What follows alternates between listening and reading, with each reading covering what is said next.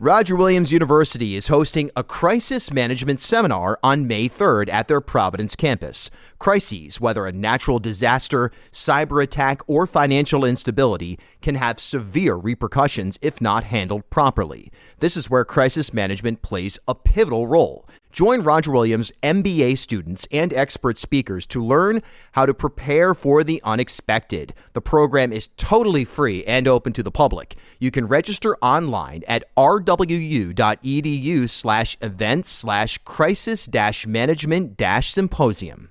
This is the Bartholomew Town Podcast. All right, good evening, everybody. Just a couple of minutes ago, the first gubernatorial debate of the 2022 general election cycle just wrapped up over on Channel 12, WPRI. And, hey, look, I don't even really know where to start. And I say that not just from the standpoint of the expression or some kind of shock value or anything like that. I genuinely don't know where to start on this, because what I saw over the 60-minute period between 7 o'clock and 8 o'clock p.m. tonight was a surprising missed opportunity, I think, from both campaigns. And I'll explain what that opportunity is, at least in my judgment, in a moment. But what I look to as we now approach this forum that'll take place that the Publix Radio and Providence Journal, along with the Rick student newspaper, is hosting on Thursday night, in which it won't just be Kalis and McKee. They've also got the three independent candidates. Zach Hurwitz, he's the URI kid. Eliza Gizzarelli, he's the libertarian. And then Paul Rihanna, he's the freedom fighter, anti-mask character that each of them are polling 1-2%, something like that. But they'll be there on Thursday, and that's going to change things in a way that's going to, it's going to make it obviously a very different scenario.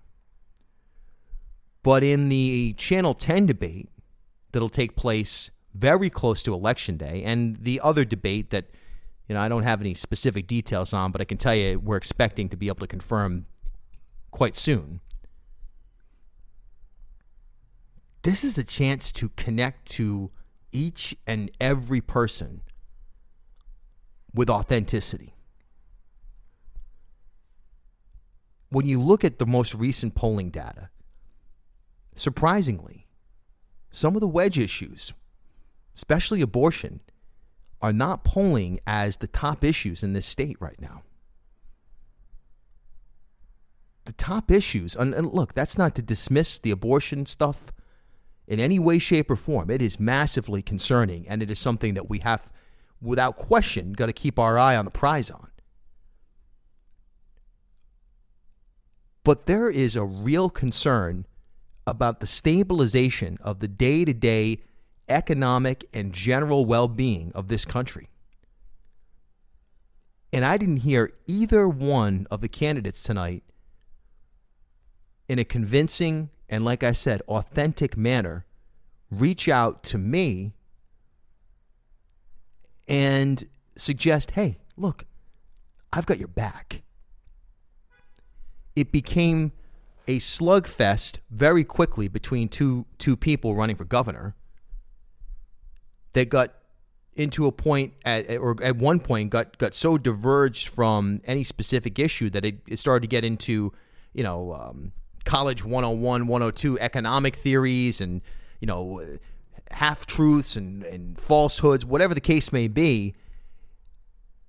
And you never felt the, hey, I've got your back moment from either one of these candidates. And that is exactly what people are looking for right now.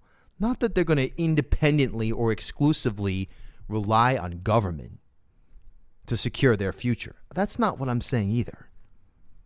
But who is going to be the person that's going to stabilize what we can stabilize here? Number one would be housing.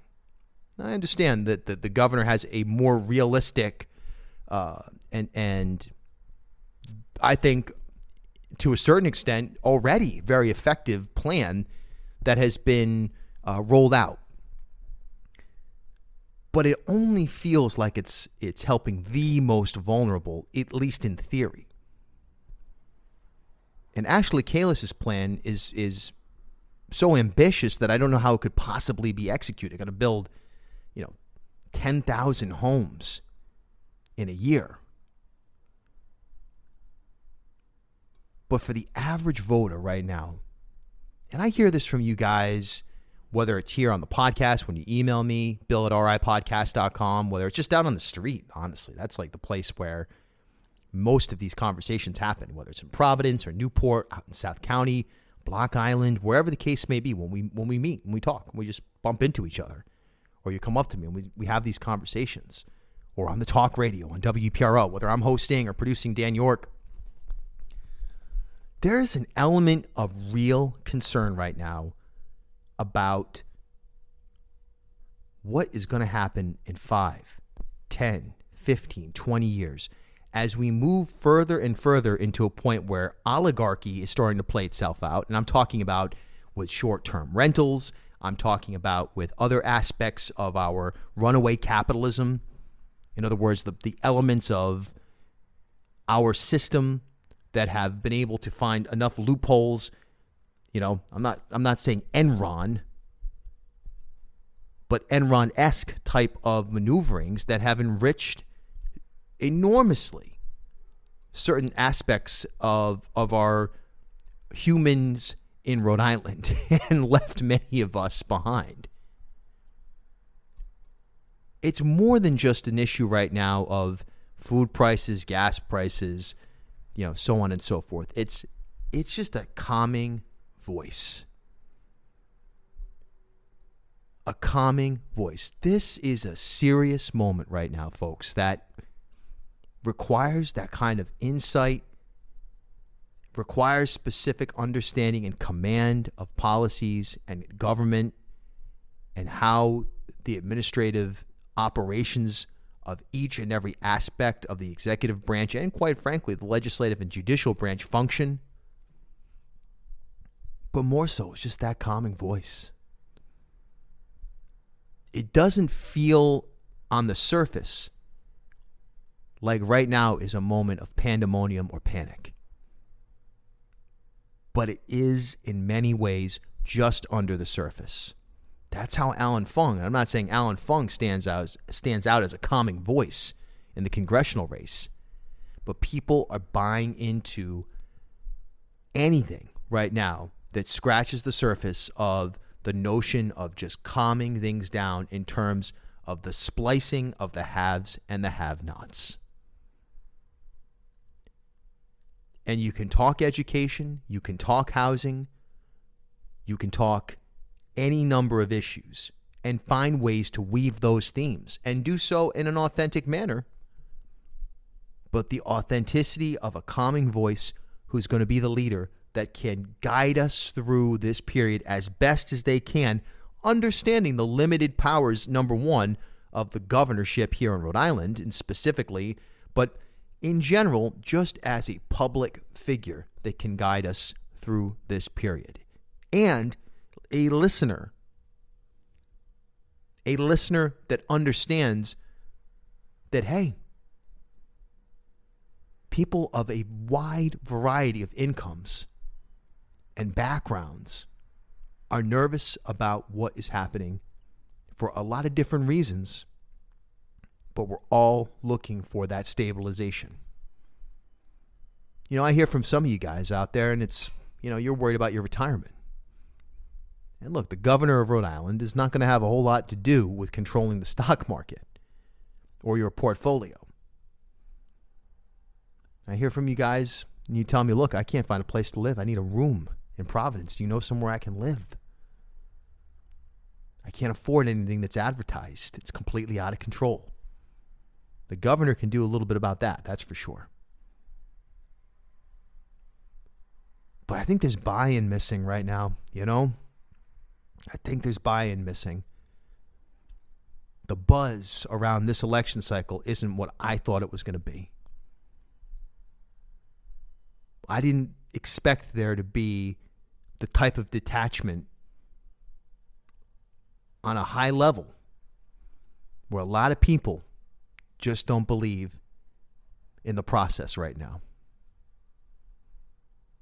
At a moment where, again, I'm not saying that the government as a whole, I'm not saying that certainly the governor of Rhode Island is going to be the person that's going to right the ship for the entire country, or at least our state. And I think that Governor McKee has executed a vision that is in many, many ways moving us towards some level of stabilization. But we get bogged down in talking about FBI investigations and, backgrounds and where, one person's from versus another person. And you know what? That is not going to solve the problem of people, number one, believing in the institution itself and feeling like the institution has their back.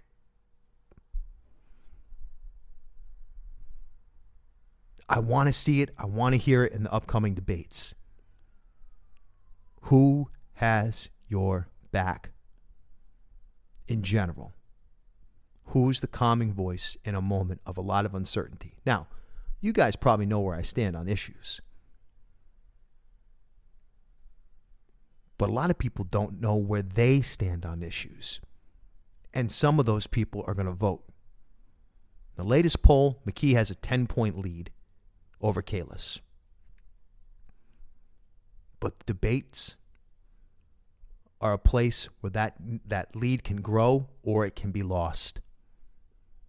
And with a month to go, somebody needs to be the person that you can buy into, that the average Joe and Mary public can look to and say, hey, you know what?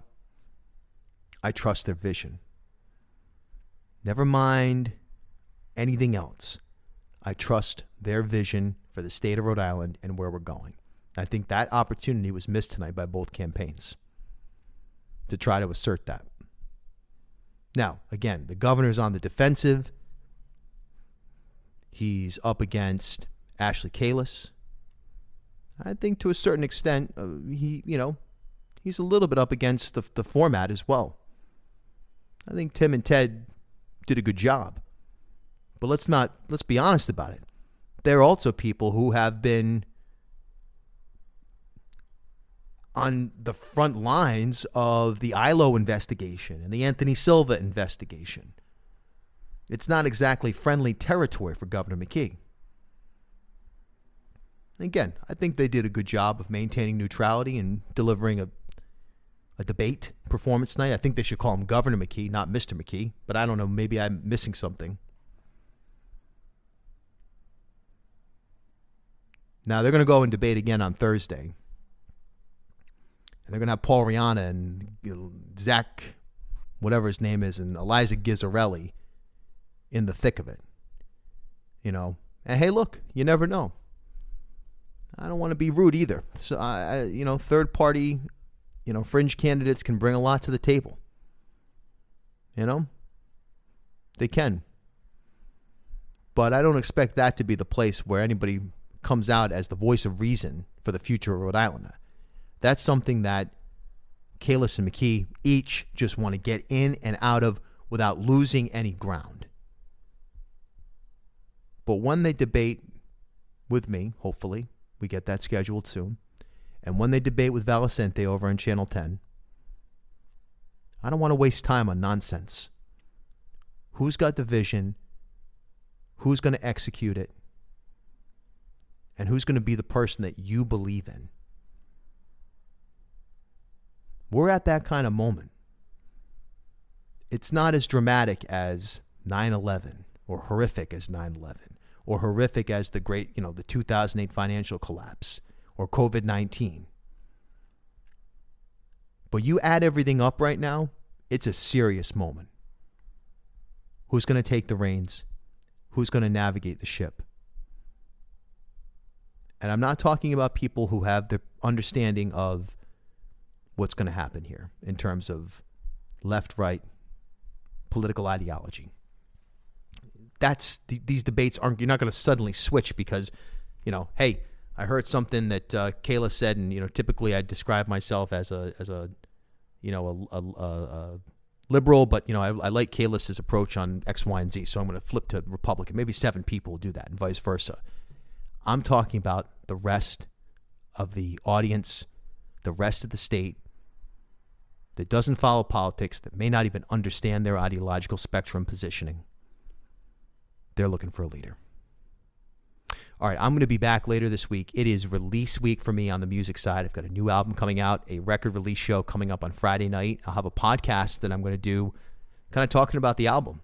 And I'll probably jump on Thursday after the forum with the 5 candidates for governor. And like I said, I thought I was going to come on here tonight and talk, hey, who won the issue on housing? Who won the issue on, whatever? But I just didn't feel like either of them won the issue on connecting to the undecided, unknown voter. And that's what these debates need to be about. This episode is brought to you by the University of Rhode Island online, Commonwealth Carolines, Rhode Island, and Pure Vita Labs. All right, everybody. We'll talk to you later this week. Have a great night. With the increasing legalization of cannabis across the country, including most recently Rhode Island, the cannabis industry is growing at a rapidly accelerating pace. If you are already in the industry or wondering what is the best path to break into the cannabis field, well, the University of Rhode Island has a program to help educate you in the evolving space. Fully accredited by URI's College of Pharmacy, the online certificate program covers topics related to product development, chemical analysis and testing, and patient and customer therapeutics.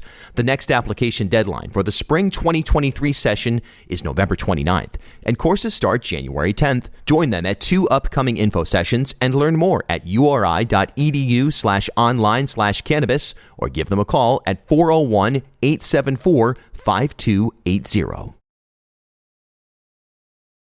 At HealthSource RI for Employers, we provide access to health insurance to more than 1,100 local businesses and nonprofits, and 96% of them renew through us every year. Maybe it's our choice of 19 different health plans, our 10 years of customizing solutions, or our one local team of dedicated experts helping employers find quality health insurance. See how our numbers stack up for you. Learn more at healthsourceri.com/employers.